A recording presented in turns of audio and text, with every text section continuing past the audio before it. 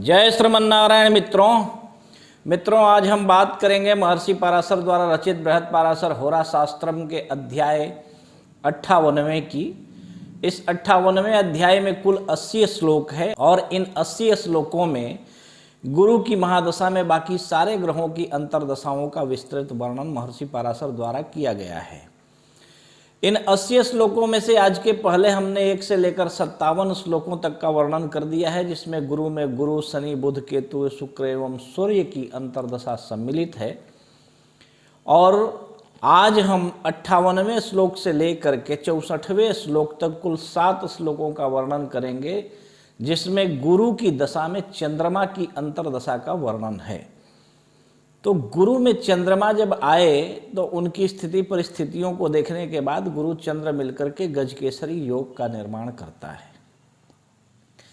ऐसे में ये गुरु की दशा में चंद्रमा किस प्रकार का फल देता है, इस विषय में आज हम महर्षि पराशर के विचारों को जानेंगे। तो आज के पहले वाले वीडियोज को अगर आपने नहीं देखा है तो आप हमारे youtube.com/बालाजी ज्योतिष केंद्र इस चैनल पर जाइए और वहाँ जा करके आप हमारे पहले के सारे वीडियोज को देखें, समझें, अध्ययन करें, लाइक एवं शेयर भी अवश्य करें। तो चलिए आज का अध्ययन हम आरंभ करते हैं। 58वें और 59वें श्लोक में महर्षि पराशर कहते हैं कि जीवस्यांतर्गते चंद्रे केंद्रे लाभ त्रिकोणगे स्वचेवा स्वरक्षराशिस्थे पूर्णे चैव बलैर्युते दाये सात शुभराशिस्थे राजसम्मान वैभवम दारपुत्रादि सौख्यम च चिराणाम भोजनम तथा।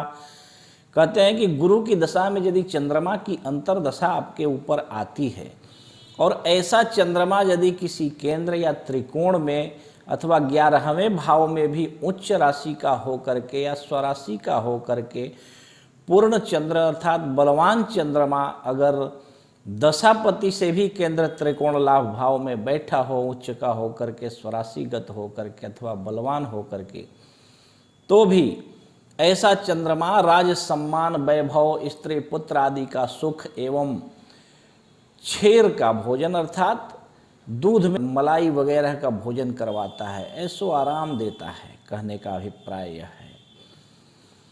तो 60वें श्लोक में महर्षि पराशर कहते हैं कि सत्कर्म तथा कीर्ति है पुत्र पौत्रादिवृद्धदा महाराज प्रसादेन सर्व सौख्यम धनागमः। कहते हैं कि सत्कार्य, कीर्ति एवं हर प्रकार के सुख, धन धान्य आदि का लाभ एवं बड़े लोगों की सहायता से सारे काम बनते चले जाते हैं, धन धान्य आदि का आगमन होते रहता है। 61वें श्लोक में महर्षि पराशर कहते हैं कि अनेक जन सौख्यम च दान धर्मादि संग्रह षष्टाष्टम व्यये चंद्रे स्थिते व पाप संयुते। कहते हैं कि अनेक लोगों से अच्छे संबंध एवं दान धर्म आदि का पुण्य कर्म करने का अवसर मिलता है, परंतु 6ठे, 8वें, 12वें में यदि चंद्रमा पाप युक्त होकर के बैठा हो तो 62वें श्लोक में महर्षि पराशर कहते हैं कि दाये सात षष्ठरंध्रे वा व्यये वा बलवर्जिते मानार्थ बंधुहा निश्च विदेश परिच्युति।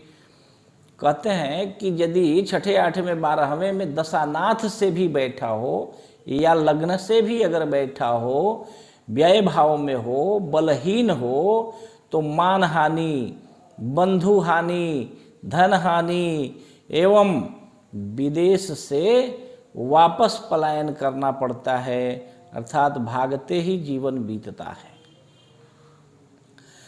63वें श्लोक में कहते हैं कि नृपचौरादि पीड़ा च दायाद जन विग्रह मातुलादि वियोगश्च मात्र पीड़ा तथैव च।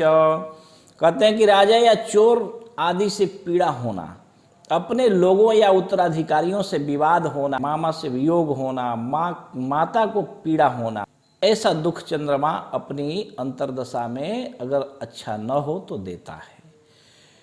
64वें श्लोक में महर्षि पराशर कहते हैं कि द्वितीय षष्ठयोरी से देह पीड़ा भविष्यति तद दोष परिहारार्थम दुर्गा पाठम चकारयेत। कहते हैं कि यदि चंद्रमा दूसरे 6ठे भावेश हो तो शरीर को कष्ट देता है तथा इसकी निवृत्ति के लिए यदि इस प्रकार का दोष चंद्रमा आपको दे रहा हो तो इस दोष की शांति हेतु आपको चंडी पाठ करवाना चाहिए। ठीक है, आप ओम ऐं ह्रीं क्लीं चामुंडाई विच्चे इस नवार्ण मंत्र का भी जप करेंगे तो भी आपको लाभ होगा। तो चंद्रमा के लिए मोती धारण करना आसान नहीं होता।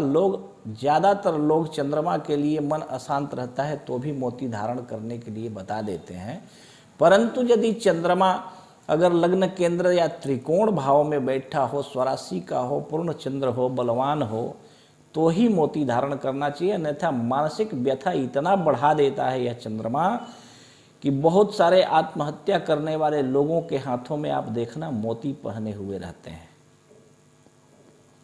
तो इसलिए आपको मेरा यही सलाह रहेगा कि आप चंद्रमा के लिए मोती धारण जब भी करें, किसी श्रेष्ठ विद्वान ज्योतिषी से अपॉइंटमेंट ले करके, सलाह ले करके तभी धारण करें, क्योंकि जितना आपका अपॉइंटमेंट में खर्च नहीं होगा उससे ज़्यादा आपका नुकसान हो जाएगा। किसी श्रेष्ठ विद्वान ज्योतिषी से सलाह लेकर के ही चंद्रमा या किसी भी ग्रह के लिए रत्न धारण करें।